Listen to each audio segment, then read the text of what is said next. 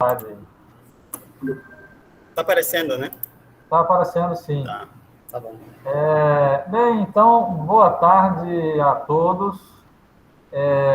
Eu queria agradecer aí ao Edwin pela apresentação desse seminário hoje, né? Ele vai falar de Random Lasers, né? Eu estou fazendo pequenas apresentações sobre todo mundo, né? No caso, o Edwin, ele fez a graduação dele lá no Peru, né? E veio fazer mestrado e doutorado aqui no Departamento de Física, sob orientação do Leonardo Menezes, trabalhando lá com nanodiamante, um monte de coisa interessante. E agora ele está trabalhando com sistemas maiores, trabalhando aí com random lasers e tal. Edwin, obrigado aí pelo aceite em apresentar o seminário. E esse espaço é todo seu. Fique à vontade aí. Obrigado, Anderson. Pois é, né? Então, eu fiz um mestrado aqui, como falou o Anderson, o doutorado também, e agora já numa nova fase já de minha carreira, né?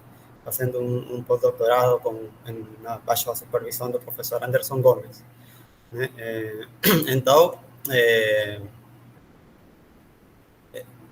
na fala de hoje eu vou falar sobre os princípios básicos, né, do sistema de laser aleatório e como é utilizado a mecânica estatística para estudar, né, as flutuações que acontecem nos picos de emissão daquele laser.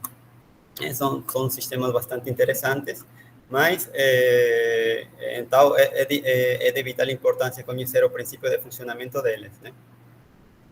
Eu preparei este seminário, né? Aqui está o roteiro em três partes. Na primeira parte, eu vou falar sobre como é o princípio de funcionamento, primeiro dos lasers convencionais, né? Para depois já adentrar o princípio de funcionamento dos lasers aleatórios. Na parte 3, eu vou falar de um fenômeno que aparece na parte de magnetismo, mas que é estudado bastante nesses últimos tempos, que é o comportamento do vidro de espin da luz, né? Introduzindo um conceito que se chama quebra de simetria de réplica, né? E os coeficientes de correlação de Pearson e o parâmetro de Parisi. Então, aqui uma fotografia, né, que aparece o professor Anderson aqui, mostrando, né, brincando com laser de multicolores, né? Ele então vai querer apresentar as aplicações que ele consiga fazer, então, trabalhando com lasers. Aqui, né, em lasers, com lasers convencionais, já todo mundo, eu acho que conhece, não? Pelo menos ha usado alguma vez na sua vida, né? Eles são bastante usados, têm uma ampla gama de aplicações na vida diária, né?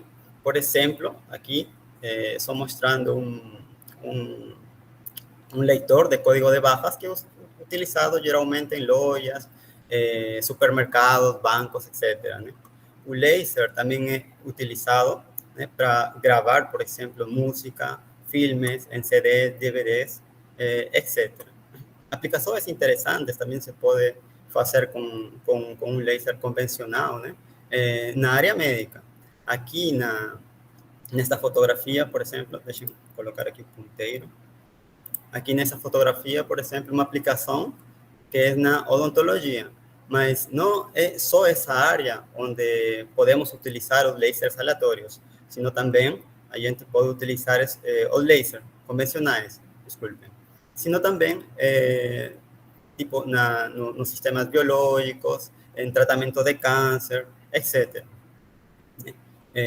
Outra área onde é bastante utilizado também é na indústria, né? na manufatura. Aqui uma demonstração de como eles são usados, por exemplo, para fazer trabalhos de litografia, perfuração de metais, etc. Né?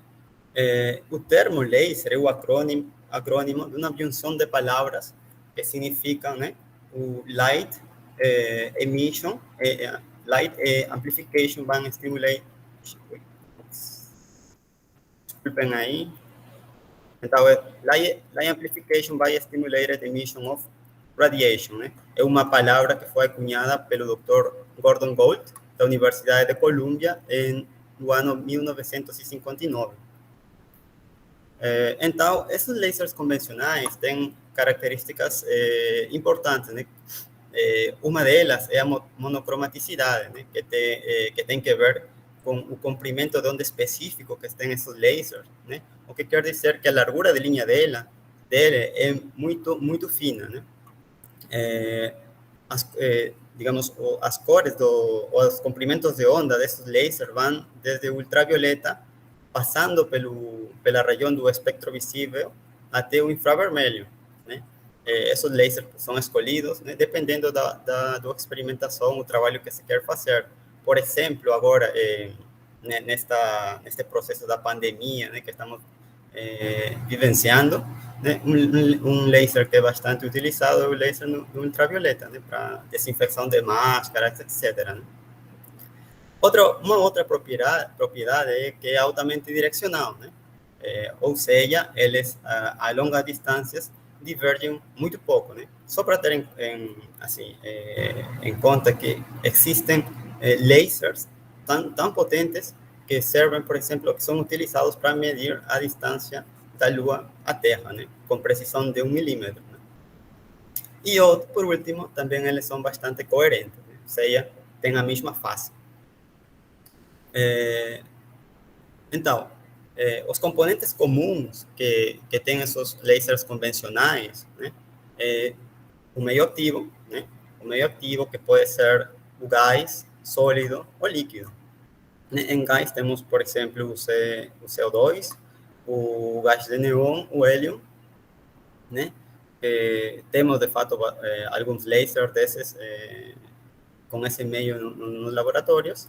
E na parte de meio ativo de sólido temos o cristal de Rubí, que é um cristal que foi utilizado, por exemplo, para a construção do primeiro laser convencional, né? Tem esse outro componente aqui, que é o neodymium doped yttrium aluminium garnet, ou bem conhecido como neodymium YAG, que é bem utilizado também nos nossos laboratórios, e um laser de cristal de safira, né? Um meio ativo de safira.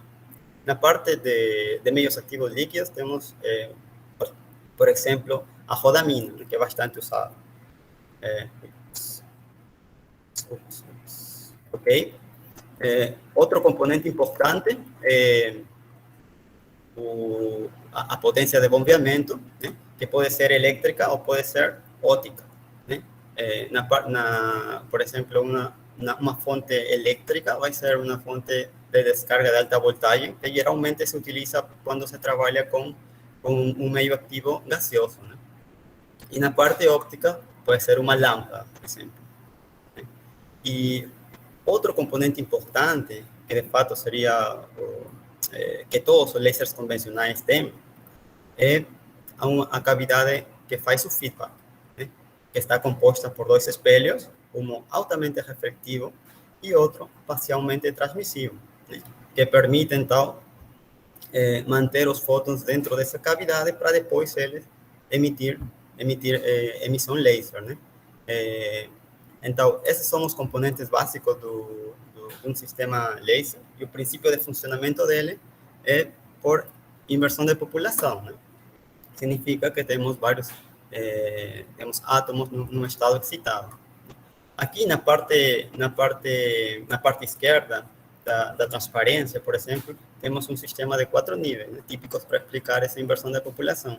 Então, imagina aqui um elétron num estado base, que é excitado, né? Ele vai para um estado de maior energia e tal, e depois decai rapidamente para um estado metastável, né? Ele tende a procurar seu estado natural, né, de mais baixa energia, né? Então ele tende a decair, mas nesse decaimento ele tem emissão de energia, e essa emissão de energia sai em forma de um fóton, né? Então, imaginem agora vários átomos, né, que estão emitindo fótons, né? Então isso se chama de emissão espontânea. Para alcançar emissão amplificada, então precisamos de uma cavidade. e essa cavidade está dada por esses dois espelhos aqui, né? Então, os fótons vão e voltam por essa cavidade, interagindo toda hora com os átomos nesse citado, criando um efeito dominó, que depois vai gerar o laser, que vai sair por o espelho, que é parcialmente transmissível, né? Como estamos vendo aqui nessa figura, nessa animação. Então, o que acontece agora se dentro da cavidade do laser, né, onde temos o espelho, o ganho e os fótons, né, dentro, indo e voltando, digamos, de maneira ordenada dentro desse espelho, desses espelhos, e agora introduzimos uma impureza dentro da cavidade. Então, em alguma hora, um fóton vai bater com essa impureza e o fóton vai ser espalhado ou vai sair fora da cavidade, né? E isso é ruim, né? Porque o sistema se torna ineficiente, né? Veamos aqui, por exemplo, na parte esquerda da transparência, aqui estamos vendo um gráfico de potência de saída versus potência de entrada, e vemos que, à medida que aumentamos a potência, né, chegamos a um ponto em que temos emissão laser, né? E esse ponto, digamos, de inflexão que encontramos é chamada de potência do threshold, né? Onde o ganho supera as perdas. Então, o que acontece se dentro dessa cavidade, né, temos várias impurezas? Então, vai ter maior probabilidade de que esses fótons dentro da cavidade sejam espalhados para fora da cavidade. Então, as perdas vão ser maiores e a energia, digamos, de bombeamento que a gente vai precisar para gerar emissão laser, que de fato talvez não se consiga, vai ser muito grande, né? O que torna, então, aquele sistema de laser convencional bastante ineficiente. Então, se os lasers, né, convencionais necessitam, tipo, um certo ordenamento, por que, então, estudar lasers aleatórios, se aleatoriedade significa desordem, né? E já vimos que o desordem cria perdas e, por ende, o sistema tende a ser ineficiente, né? Então, nas próximas transparências, eu vou tentar explicar um pouquinho como é o princípio de funcionamento do random laser e por que ele funciona. Então, aqui temos duas figuras, novamente mostrando a figura A, uma cavidade, um sistema de laser convencional, e aqui na outra parte, na direita, um sistema de laser aleatório, né? Então, de novo, né, temos aqui os dois espelhos, o meio de ganho, e os fótons indo de um lado para outro, né, até conseguir a emissão laser. E agora, por que consiga isso? Porque os fótons, um fóton, por exemplo, emitido espontaneamente aqui, sai fora da cavidade, bate num espelho e volta de novo para o meio de ganho, né? Desse jeito, então, ele fica dentro da cavidade um tempo tipo suficientemente longo como para conseguir superar as perdas e alcançar emissão estimulada, né? E, por ende, conseguir emissão laser. Mas, será, então, que tirando esses espelhos, né, e ficando só com o meio de ganho, de alguma forma será possível ter um laser aleatório, né? É uma questão que foi, digamos, introduzida pelo professor Letokov, né, na época dos anos 60, mais ou menos. Então, olhando aqui para a figura B, temos um sistema, né, um meio de ganho, e dentro desse meio de ganho temos essas partículas aqui dispersoras, né? Imaginemos, então, por um momento, que essas partículas dispersoras não existem, né? Esqueçam isso e mantenham na sua cabeça só o meio de ganho. Se você tem um fóton, né, dado por, digamos, emissão espontânea, ele vai sair do sistema com um tempo relativamente curto, né? Vai fugir do sistema e, ao não encontrar nenhuma parede, né, reflexiva, ele não vai conseguir voltar de novo para o sistema, né? Para o meio de ganho, né? Mas agora, imaginem e voltem de novo as partículas dentro daquele sistema de ganho. Agora tem, então, aqui o sistema de ganho, as partículas, e se esse fóton é emitido espontaneamente de novo, ele vai recorrer um percurso difuso através desse sistema, que vai permitir, né? Como vem aqui, vocês o fóton vai bate aqui, vai para aqui, vai para aqui, vai para aqui. Então, digamos, esse percurso difusivo dentro do sistema vai permitir que aquele fóton permaneça um tempo suficientemente longo dentro do sistema como para gerar a criação de outros fótons, né? Por emissão estimulada, né? Então, basicamente, essa foi a proposta do professor Letokov, né? Porque talvez com isso, com um fóton, a gente possa ter agora 2 fótons, depois 4 fótons, 8 fótons, e assim sucessivamente, né? E por que não obter, digamos, ação laser, né? Então, aqui temos um experimento em 3 dimensões, não? De um grupo desse grupo aqui, o professor Sauvan, que foi quem fez o primeiro experimento, ou foi a primeira evidência, digamos, não ambígua, de que a proposta do professor Letokov funciona. Dentro desse grupo estava, como não, né, o professor Anderson Gomes, né, trabalhando. E, basicamente, o experimento consiste no seguinte. Eles têm uma solução de rodamina, né, e depois eles vão ir introduzindo partículas de dióxido de titânio. Mas, primeiro, olha só, aqui tem uma solução de rodamina, né? Tem um laser emitindo em 532, ele, digamos, bombeia a solução de rodamina, né? E depois olham para seu espectro. Aqui, para uma potência de 3 milijoules, né? Aqui a parte A é o espectro da fluorescência da rodamina, e se pode observar que tem uma largura de linha bastante larga, né? Mas o que acontece agora quando eles começam a introduzir as partículas dispersoras de dióxido de titânio, né? Então, eles têm aqui a solução, tem as nanopartículas, tem o laser. Agora, nesse experimento, baixam um pouquinho a potência, mais ou menos um 30% da potência anterior que tinha, né? E olham para seu espectro. Olhem aqui a diferença que tem com o espectro anterior. Ele, mais ruidoso, bastante mais largo, vezes mais largo, e com uma amplitude bastante pequena, né? Tanto assim que eles tiveram que multiplicar 10 vezes para poder mostrar uma comparação com o espectro anterior.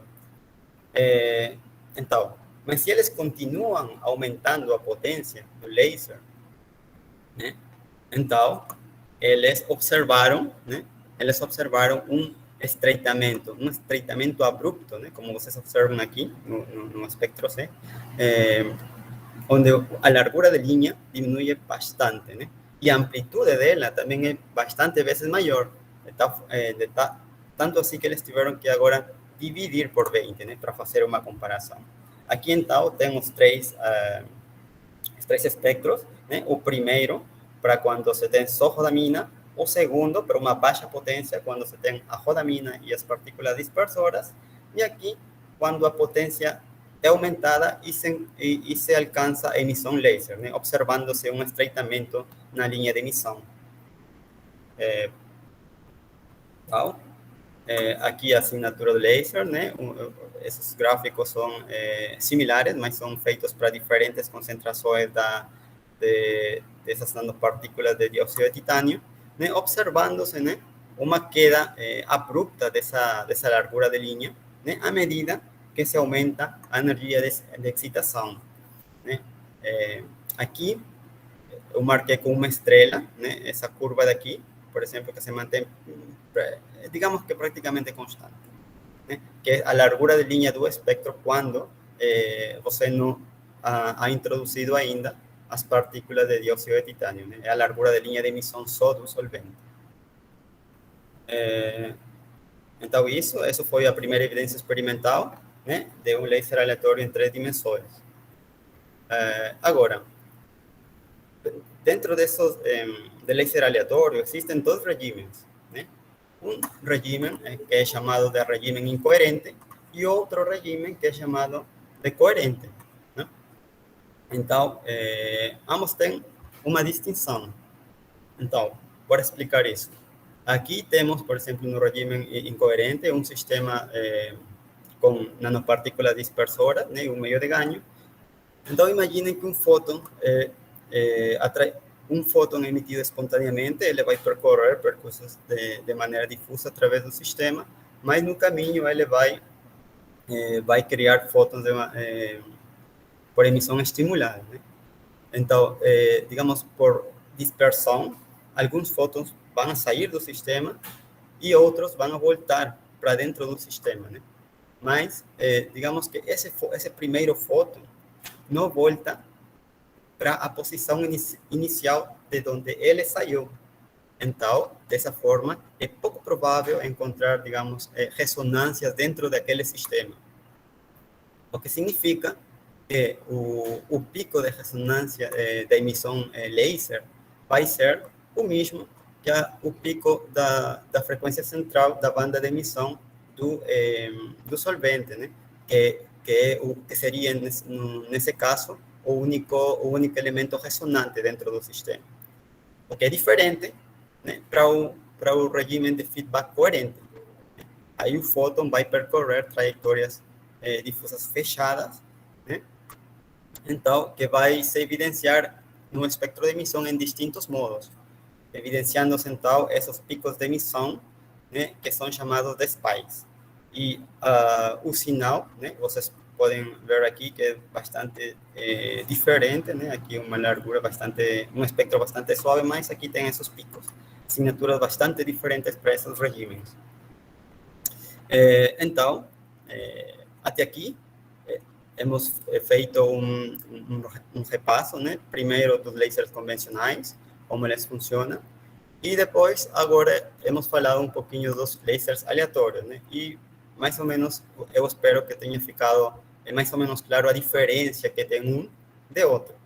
Agora, na próxima transparência, vamos a dar um pulo já para o que seria mais a parte estatística e vamos a introduzir esses conceitos daqui, que seria o spin glass e quebra de simetria da réplica, né? Que são conceitos mais utilizados na área de magnetismo, mas que comumente, né, com o passo do tempo, eles também são utilizados em outros sistemas, né, como sistemas biológicos, sistemas computacionais, né, sistemas de fotônicos aleatórios, etc., e outras áreas.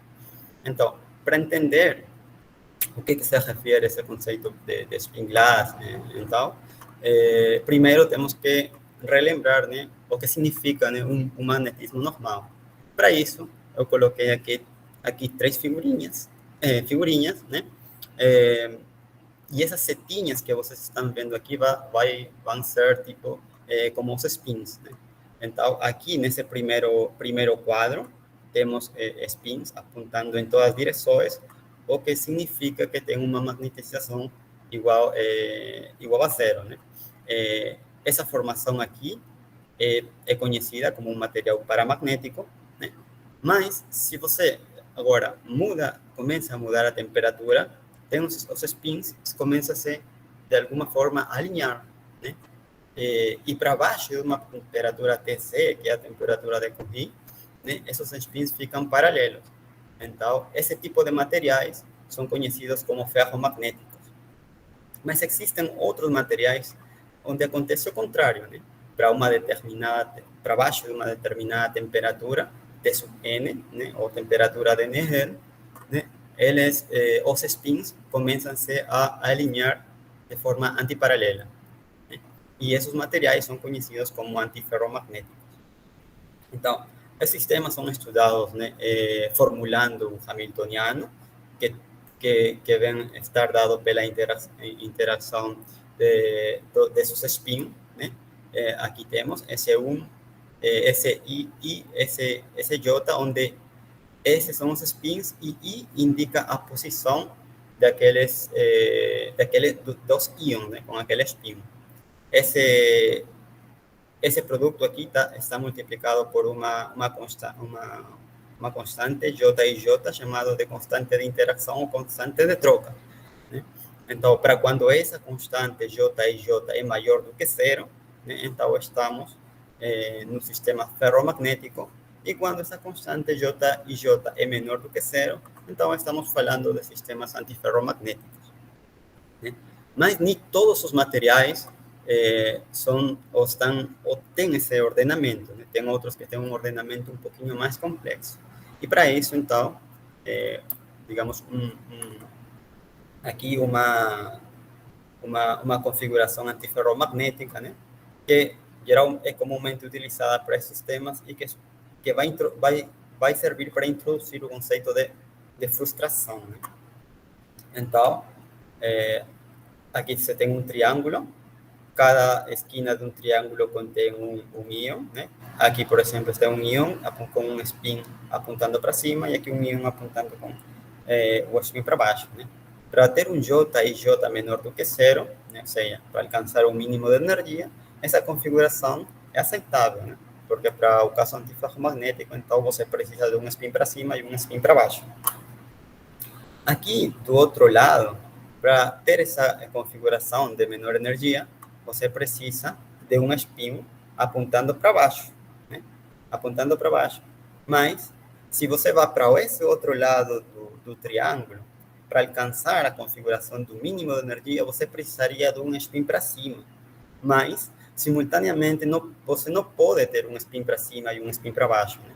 Então, a isso, né, digamos, o spin vai ficar, digamos, flutuando, tentando encontrar, né, seu nível de menor energia. E a isso se chama de frustração, né? O sistema fica frustrado, né? Então,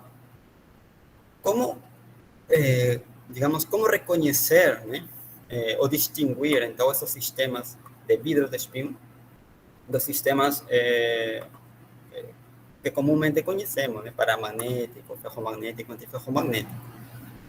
Então, olhem aqui, né? Temos a magnetização local para os vidros de spin, um M diferente de zero. Mas, mesmo que a magnetização promedio desse sistema tenha um M igual, né, a zero, né?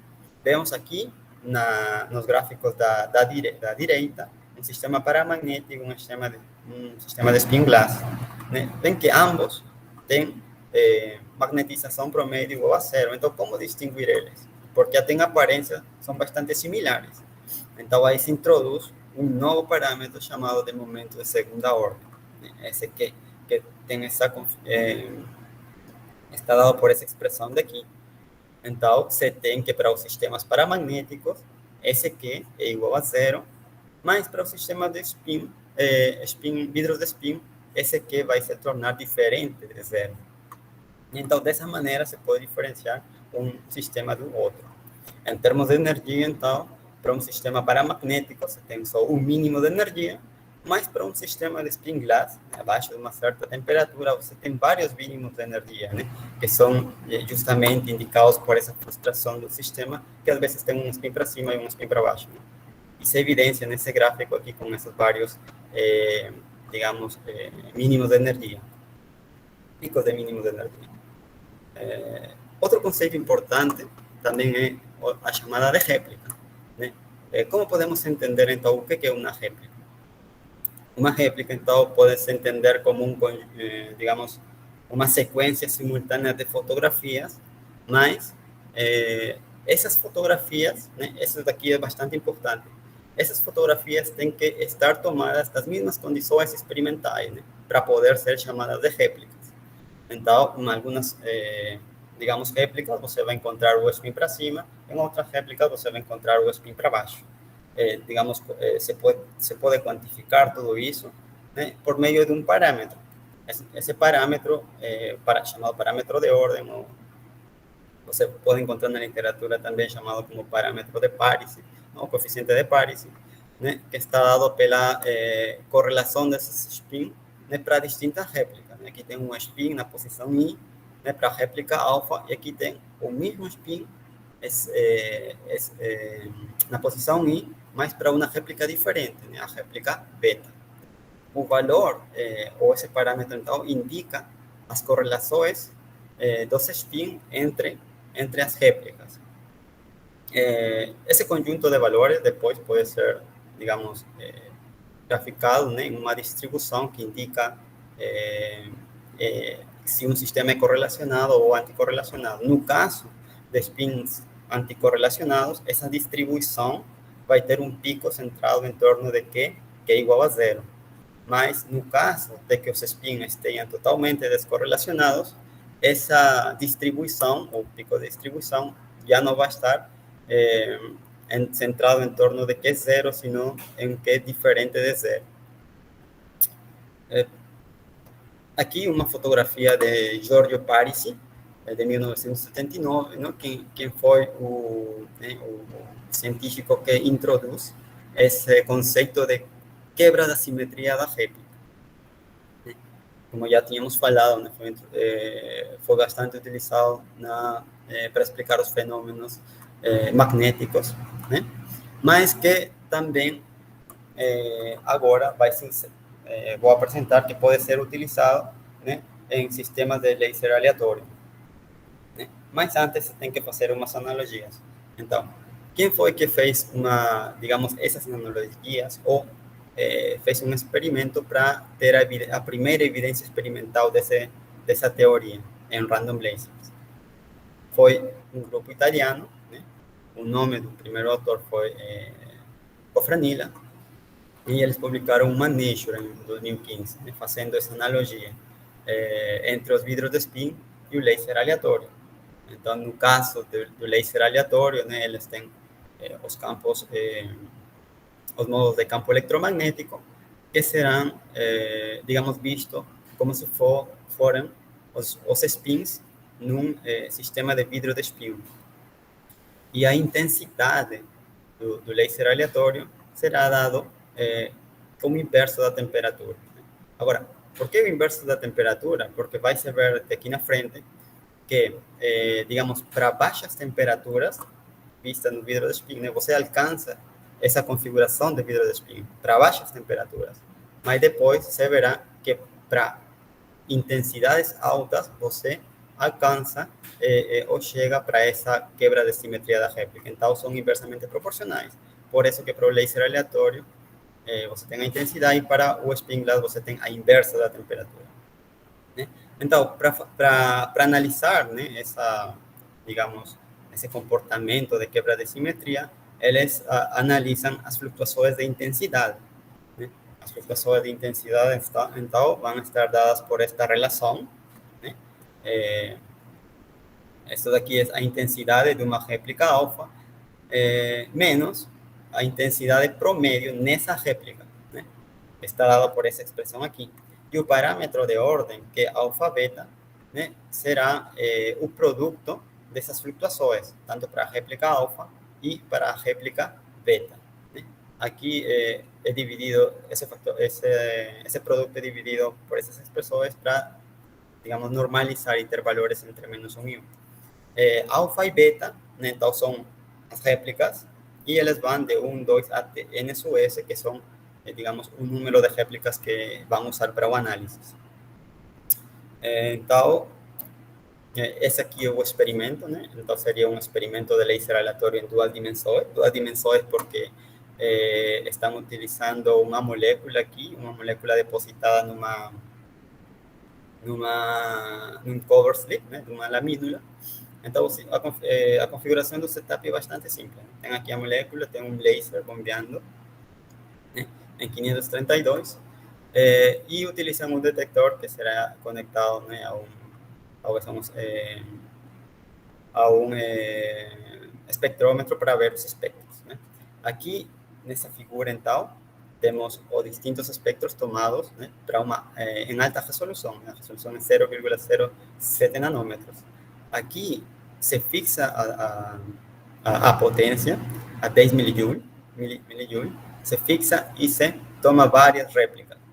Como vocês podem observar, essas réplicas são bastante diferentes uma com respeito da outra, né, onde se evidencia esses picos, esses spikes, né, que serão, digamos, mais na frente explicados como uma competição por ganho, né, desses modos. Aqui embaixo temos duas figuras, né, tomadas a uma resolução mais baixa, né, nesse caso 0,3 nanômetros, são 100 réplicas, e a figura A são espectros tomados para abaixo do threshold, E a figura B são espectros tomados acima do threshold. Como vocês podem observar, né, as flutuações da intensidade, né, para baixo do threshold são quase inexpressíveis, né, se vocês comparam com as flutuações, né, da intensidade dos espectros tomados acima, ou as réplicas tomadas acima do threshold. Né? Aqui na parte acima na direita, né, vocês têm então as distribuições desses valores que, né, A, B, C representam essas distribuições para baixo do threshold e D, E, F são distribuições para acima do threshold. Né? Vocês veem então que para baixo eles estão os valores que toma que em torno de zero, né? Então, evidenciando uma descorrelação, né, entre os modos, e bem acima do threshold você vê já que digamos, esses valores tendem a ficar entre menos 1 e mais 1, né? Os valores de Q, o que evidencia, então, a quebra da simetria da réplica. Né? Então, aqui tem um gráfico mostrando os valores de Q máximo com a potência de bombeamento, né? E você vê que entre 2 e 3, mais ou menos, milijoule, onde se alcança a temperatura do threshold, tem essa mudança abrupta, né? Onde os valores de Q, digamos, máximos, em sua maioria, tomam um valor de aproximadamente 1, né? Evidenciando, então, assim a quebra da simetria das réplicas. Bom, então, até aqui já hemos visto, né, sistemas de laser aleatórios em 3 dimensões. Acabamos de ver um sistema de laser aleatório em 2 dimensões. E agora tem lasers também aleatórios, né, em fibra óptica, que são chamados de uma dimensão.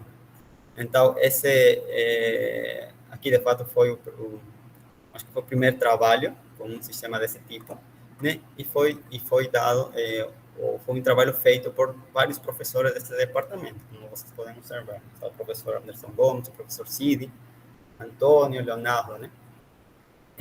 Então, bom, o objetivo desse trabalho foi obter, né, emissão laser, digamos, bem direcionada, né?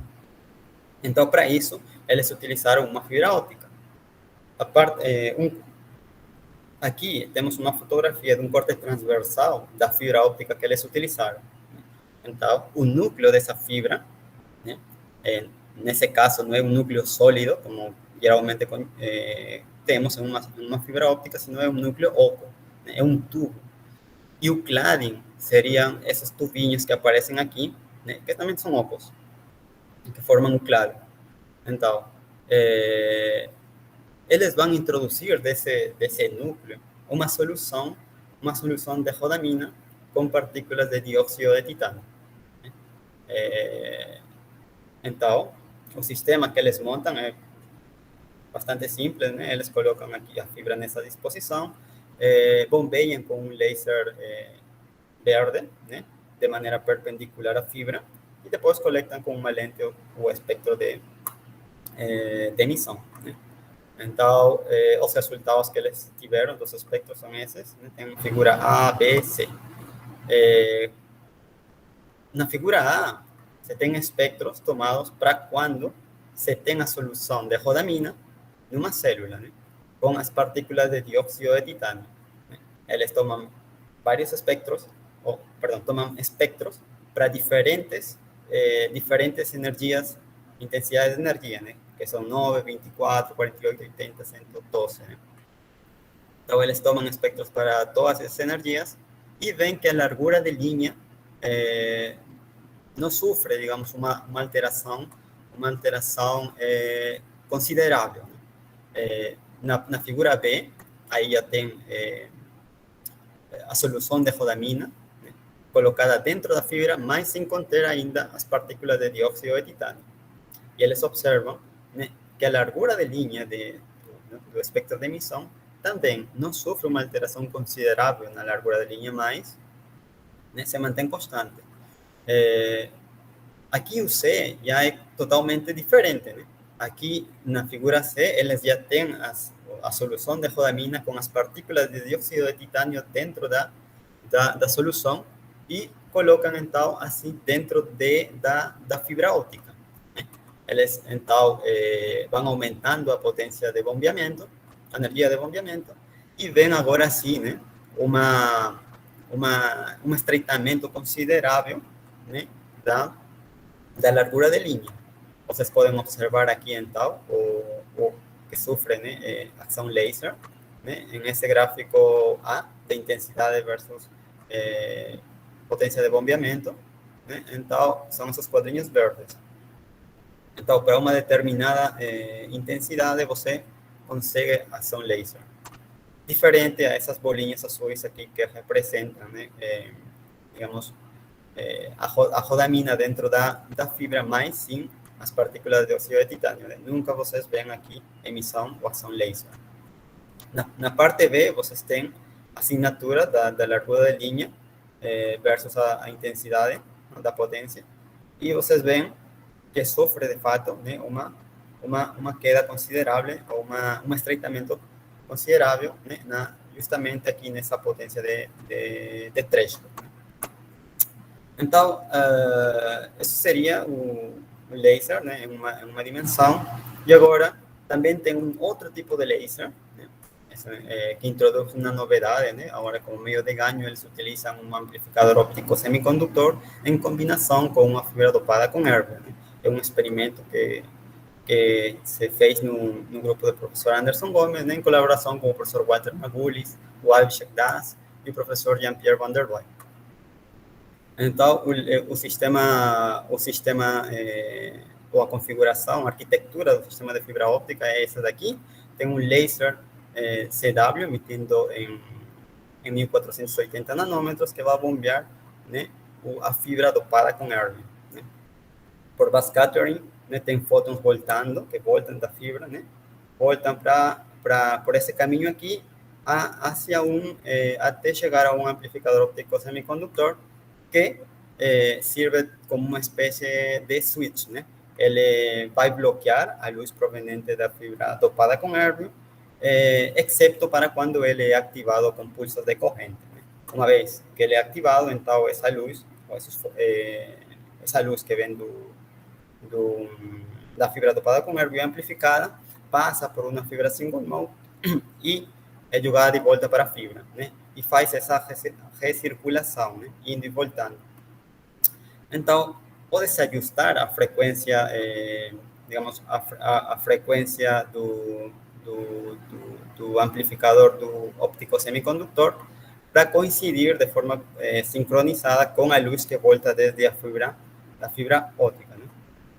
Então, e se utiliza um acoplador CP2, né, chamado CP2, que vai servir para medir simultaneamente, né, digamos, o espectro de emissão e as pulsações ou as sequências temporais desde um osciloscópio. Né?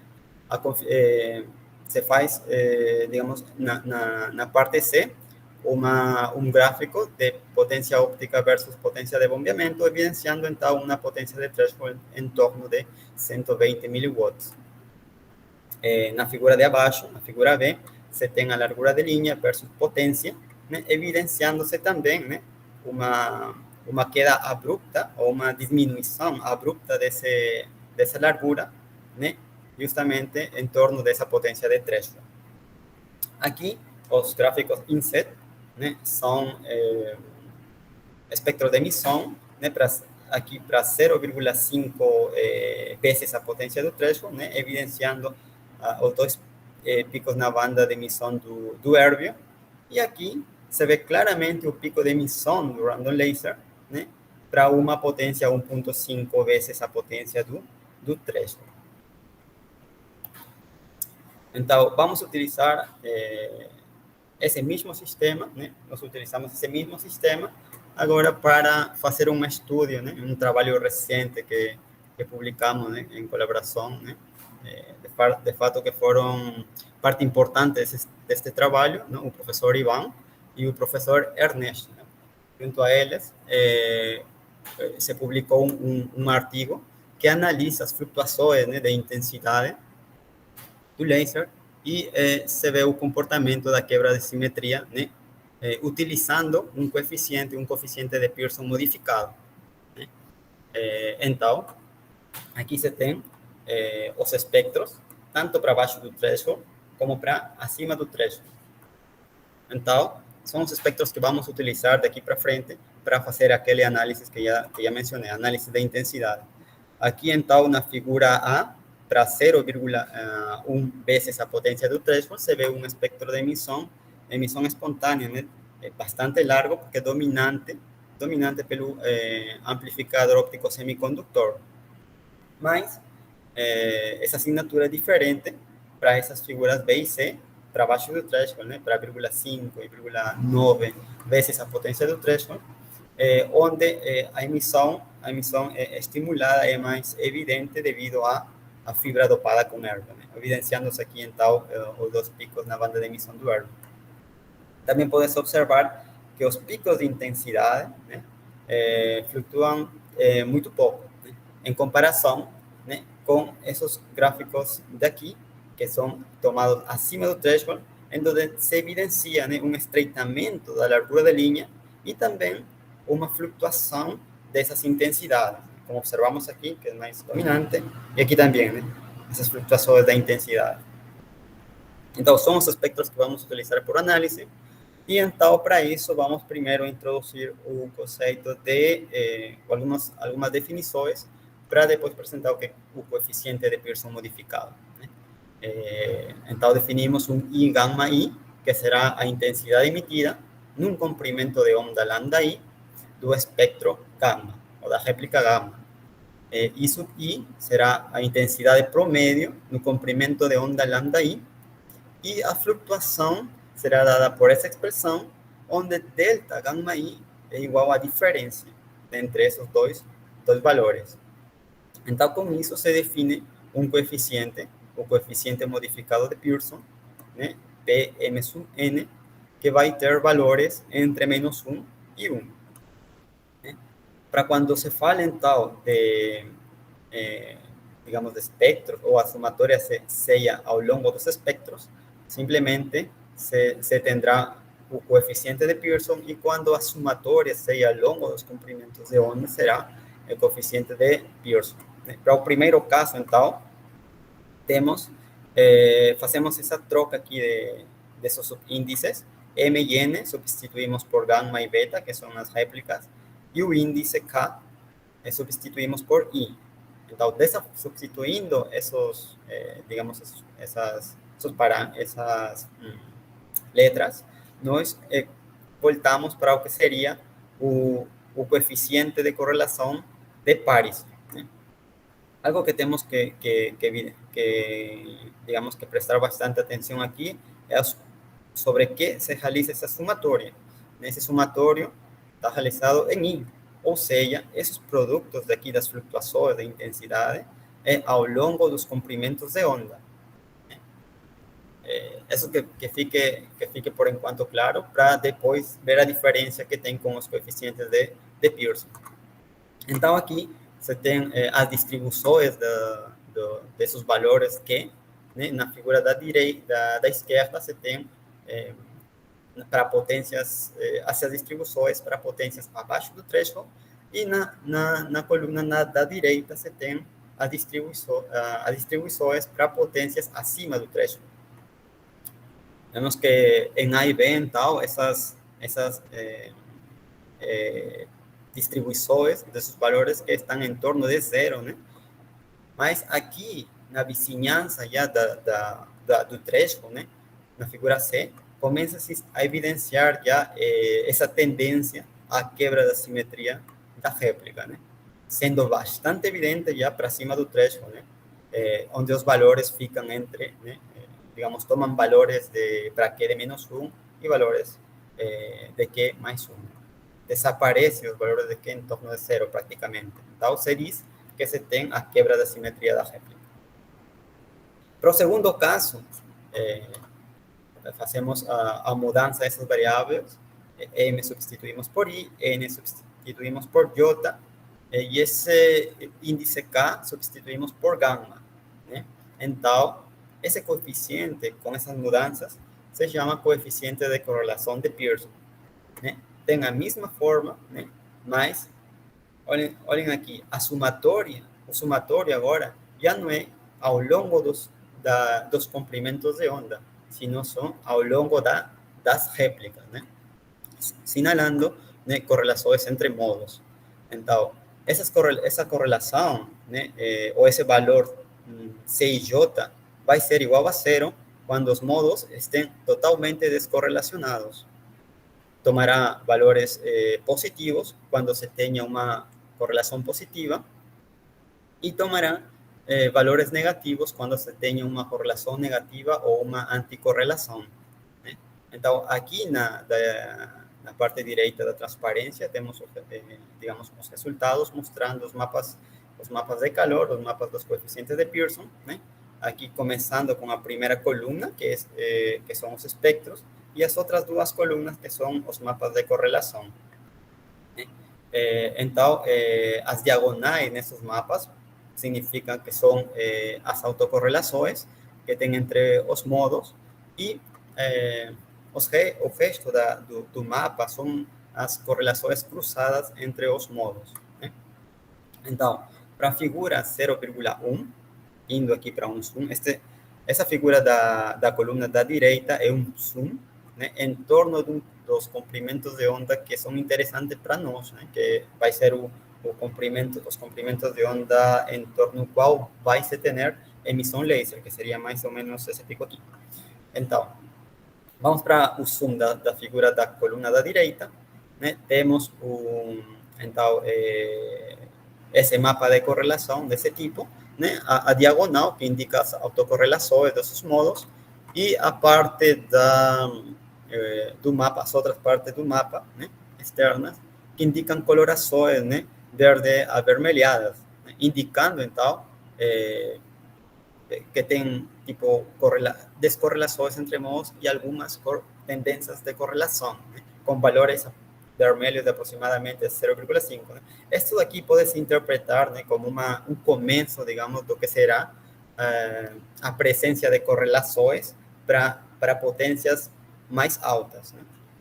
Se vamos, então, né, para a figura B e C, né, vemos, então, a presença, o começo dessa presença de correlações mais forte, né. Temos, de fato, anticorrelações e temos correlações, né, tanto para a figura B e para a figura C, tendo bastante consistência, né, com o gráfico anterior, né,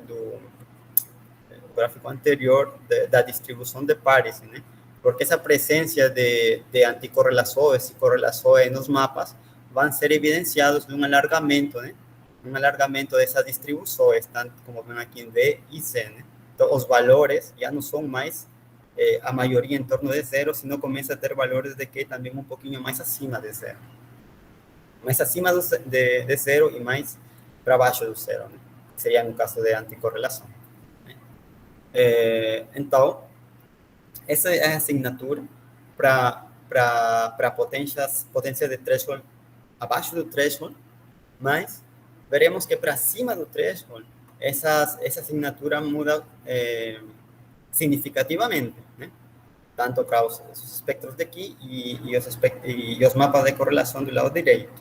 Então, seguidamente, vou apresentar os mapas de correlação de Pearson para potências acima do threshold.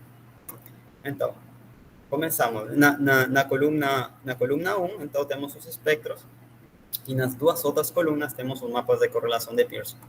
Então, na figura A, temos, né, a aparição do modo de emissão do random laser, né? E aqui pode-se evidenciar na figura do mapa de correlação, né, esse quadrinho vermelho a que estou apontando aqui com o ponteiro indica a forte autocorrelação que entre o pico, né, do pico de emissão do laser. Mas uma outra coisa interessante é que esse pico de emissão é anticorrelacionado com os outros comprimentos de onda, evidenciando-se, então, nessas franjas azul que vocês veem aqui. Essa coloração dos quadrantes vermelhos, então, indica algo interessante, né? Que as correlações, né, entre os modos fora dessa faixa daqui, entre a faixa de emissão do pico do random laser, né, não é mais independente, né, senão são estatisticamente independentes, mostrando essa coloração vermelha. Né. Se continuamos vendo um pouquinho mais a potência do threshold, começam a aparecer esses outros modos, né? Outros modos, e se começa a evidenciar aqui nos mapas de correlação, né, essas autocorrelações fortes aqui entre este modo, entre esses outros dois modos que aparecem aqui, esse daqui e esse aqui, que é simplesmente uma evidência, né, do começo dos modos de competir pelo ganho. Né? De competir pelo ganho. Se continuamos aumentando ainda mais a potência do threshold, nesse caso para 2,0 vezes a potência do threshold, essa competição pelo ganho começa a ser um pouquinho mais balanceada. Né? E aqui se vê, né, as autocorrelações fortes desses modos que começam a aparecer, e esses dois quadrinhos azuis significam as anticorrelações. Né? Vocês podem observar aqui, né, essas anticorrelações. Vocês podem observar aqui, olhem só. Aqui temos modos. Para os modos, digamos, para esse modo, à medida que vai diminuindo a amplitude, o outro modo vai aumentando, o que se traduz em uma anticorrelação, dada aqui. E o contrário acontece para esse caso aqui, né? À medida que vai aumentando o modo, para o outro lado vai diminuindo. E se observa, então, essa anticorrelação aqui. Né? E vemos que esse outro quadro, essa tipo cruz aqui, começa a ser já mais verde, né? Indicando uma descorrelação em essa região entre esses modos. Né? Significa o que já tinha falado, né? Digamos, uma competição de ganho mais balanceada, né? Que se traduz, de fato, em essa alternância dinâmica desses modos. Né? Então, digamos, esos mapas de correlación de pares, ¿no? Están en consistencia con el comportamiento de quebra de simetría da réplica. ¿No? Y de fato, ¿no? Para cada pulso, por ejemplo, que tenemos, activamos entonces un conjunto de modos que vamos a conducir a una, digamos, a una frustración fotónica. ¿No? ¿En qué sentido? ¿No? Que temos para certas oscilações coerentes, né, de um certo subconjunto de modos, então, de modos acoplados dominam ou inibem, né, alguns outros conjuntos de modos. Né? Consequentemente, então, digamos, a aparição desse comportamento de quebra de simetria da réplica, coincidentemente coincide, né, com o surgimento dessa competição de modos, né? A sua vez, que, digamos, as correlações entre duas réplicas vão a tornar-se com um valor que é igual a zero, para o caso de correlação, e para um Q menos 1, no caso que essas réplicas sejam anticorrelacionadas, né? Que seria bastante consistente com o que já se viu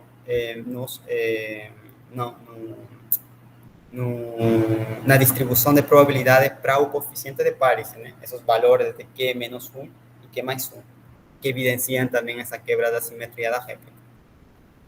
Então, bom, isso seria, então, o que eu queria mostrar a vocês, né? Em resumo, então, se viu, né, o princípio de funcionamento dos lasers convencionais, mostrando algumas aplicações, né? Se discutiu as diferenças que se tem entre um laser convencional e um laser aleatório, e se viu também que a parte da mecânica estadística, né, vai servir como uma ferramenta importante para estudar a dinâmica dos lasers aleatórios. E finalmente, né, apresentamos então introduzimos novo expressão para um coeficiente de Pearson modificado, que vai servir para, digamos, explicar o comportamento da quebra da simetria da réplica do nosso laser Here Laser, né? Então, isso seria todo. Obrigado. Né? E, bom, obrigado.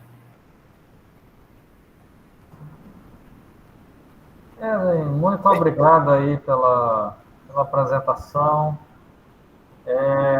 Bem, pessoal, temos tempo aí para perguntas. Temos perguntas aí na Cid. favor. Fique à vontade. Acho que o microfone está desativado, Cid. Ok.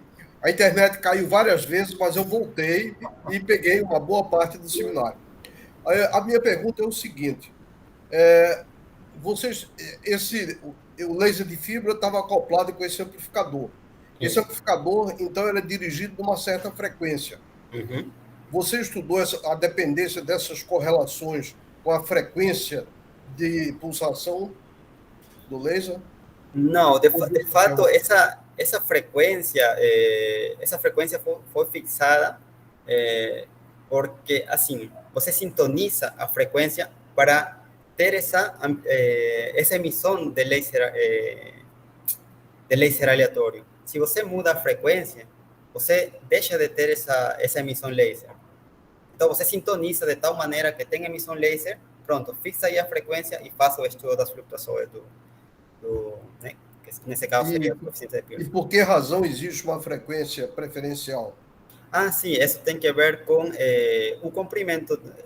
Eu acho que mostrei aí que ele está o amplificador óptico semicondutor e uma fibra single mode. Essa fibra single mode tem um certo comprimento, né? Dependendo desse comprimento da fibra, você vai ter uma frequência diferente, né? Uhum. Nesse caso, eu acho que a frequência estava em torno dos 610 kHz para uma fibra de 200 metros, mais ou menos, 230 metros. Ok, obrigado. Tem uma pergunta. Fique à vontade. Tá. Eu não sei se eu entendi direito. Você disse que você tem situações que você tem uma correlação e outras situações que tem uma anticorrelação. E pelo que eu entendi, ela depende do comprimento de onda, né? Não, depende do comprimento de onda. Essas correlações vão se dar, tipo, como eu falei, no final, pela competição, pelo ganho dos modos dessa emissão laser, né? Então, tem uns casos, acho que posso mostrar aqui, temos aqui, por exemplo, temos casos em que para esse modo, à medida que ele vai diminuindo, o outro modo ele vai aumentando, né? Então, nesse caso, se fala de uma anticorrelação. Mas tem outros casos em onde um modo vai aumentando e outro também. Nesse caso, se vai falar de, digamos, de correlação positiva, né? Estão correlacionados. A minha pergunta isso dá para entender? Tipo assim, por exemplo, se eu pensasse numa cavidade, então, dependendo das condições da cavidade, eu estava, né, induzindo que eles oscilassem simultaneamente ou que um ou outro oscilasse, alguma coisa assim. Dá para entender? Fazer alguma interpretação desse tipo? Eu não sei se eu entendi. Poderia repetir a pergunta, professora? Como é que você interpreta essa anticorrelação? É o quê? Uma competição entre esses modos? Exatamente, né? é uma competição entre esses modos. Né? Tá, ok. Então, é mais ou menos isso que eu queria entender. Então, assim, de fato, essa coloração vermelha, então, por exemplo, aqui, né? Você tem uma coloração vermelha, esse quadrinho daqui, que indica a autocorrelação de um modo, esse modo aqui. Aqui fora, também você vê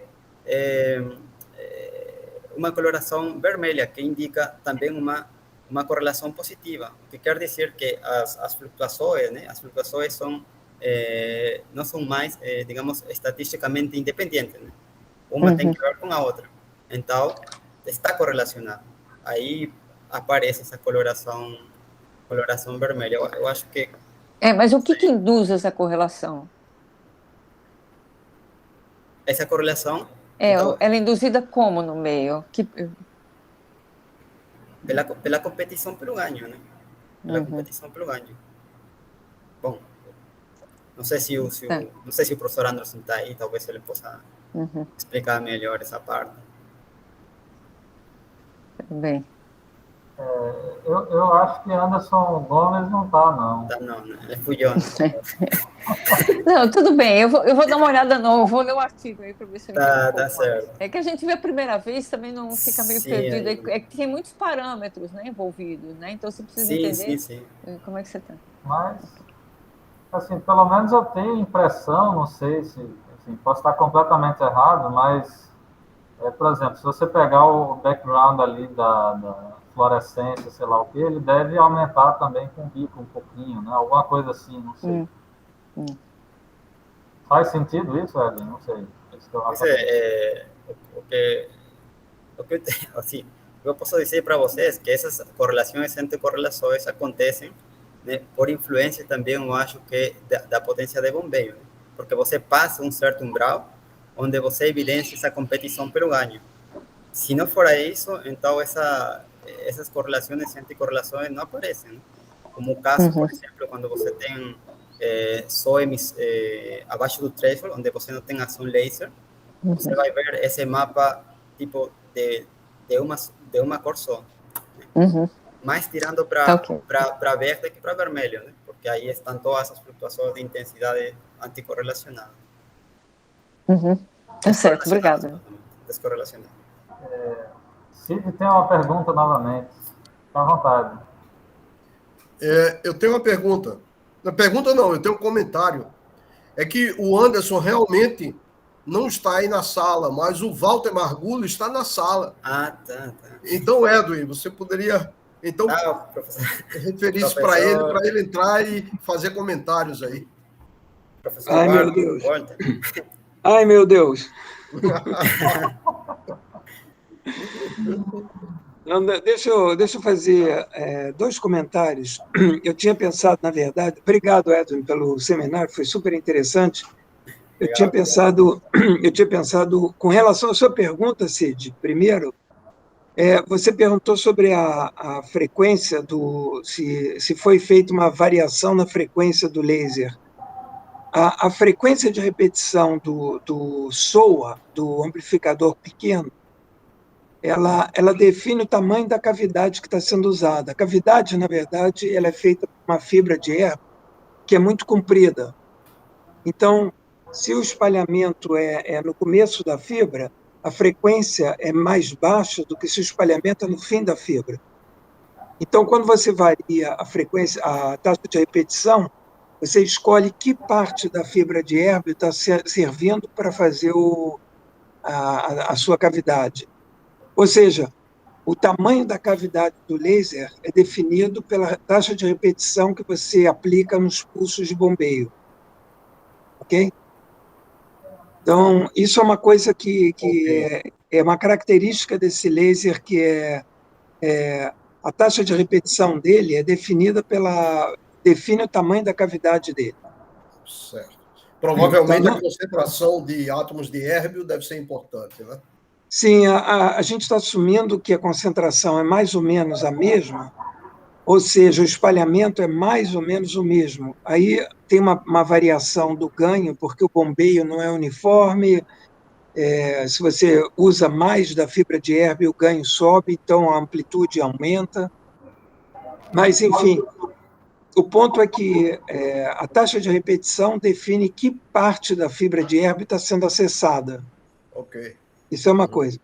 Agora, com relação a essas correlações, eu fico sempre muito confuso com relação a isso. Mas eu posso dizer, como o Edwin falou também, que quase toda a energia está nessa diagonal. Essa diagonal, ela diz que o vermelho se correlaciona com o vermelho, o vermelho não se correlaciona com o verde do laser, né? Então, é por isso que você tem uma diagonal muito intensa e todo o resto é fraco. Esse mapa de correlações, ele não mostra a quantidade de luz que tem, ele mostra apenas a correlação. Ele não mostra a intensidade da correlação. Então, é curioso, interessante, como o Edwin mostrou, que em alguns casos, quando você tem 2 comprimentos de onda lasando ao mesmo tempo, pode acontecer de quando um aumenta, o outro aumenta também. Isso é curioso. E, nesse caso, você tem 2 pontos vermelhos que são lado a lado. Tem 2 quadradinhos vermelhos lado a lado. E às vezes, quando o modo maior do laser aumenta, o outro diminui porque você está roubando o ganho do laser. E, nesse caso, você tem uma anticorrelação, né? Então, você tem um quadradinho vermelho e um quadradinho azul do lado direito dele, por exemplo. Aham. Agora, essas correlações são um pouco enganosas por causa da intensidade que não aparece. Então, você às vezes tem 99,999% da energia na diagonal e todo esse resto é muito fraquinho e você está dando muito peso ao que está acontecendo nesse mapa todo, mas, na verdade, a quantidade de energia é muito baixa. Isso fala muito da coerência do laser, né? Se o laser é muito coerente, ele é muito estreito. Se ele é pouco coerente, você tem partes diferentes dos comandos de onda se relacionando um ao outro. Certo. Isso é uma coisa assim qualitativa, né? Eu realmente não entendo 100% do que acontece. Como é que é possível um modo aumentar e um outro modo aumentar também? O Rios pode explicar isso para a gente. Eu quero perguntar mais, tanto ao palestrante, que eu agradeço, quanto a você, que interferiu bem. Esta presença dupla é no mesmo tempo ou isso é média temporal e pode estar havendo uma alternância no tempo? Edwin, é sua essa pergunta. No, esa presencia dupla, de fato, en tiempos diferentes, ¿no? Porque si vemos esos mapas de correlación de Pearson se hacen para réplicas diferentes. Entonces, você vai ter Oi? Edwin, é média temporal, né? Não está resolvido temporalmente, não, esse mapa aí. Não. Pode estar dando vermelho mais forte numa frequência, vermelho mais forte em outra, mas não está dizendo que é simultâneo no tempo ou é simultâneo no tempo? Não, não é simultâneo no tempo. Não dá para dizer. Rios, isso é uma soma de 1000 espectros. Correto. Mas então, eles não é ao mesmo tempo. Média no tempo. Isso, correto, perfeito. Você pode ter um dobramento de período, alguma coisa assim, manifestando e ter toda uma dinâmica temporal que ainda não está decifrada nesse mapa. Perfeito, perfeito. Entendi. Valeu, cara. Isso. Tá. Obrigado aí pela aclaração, professor. Eu que agradeço. Obrigado, Cid. Rios, eu agora estou aprendendo sobre isso. Pois é.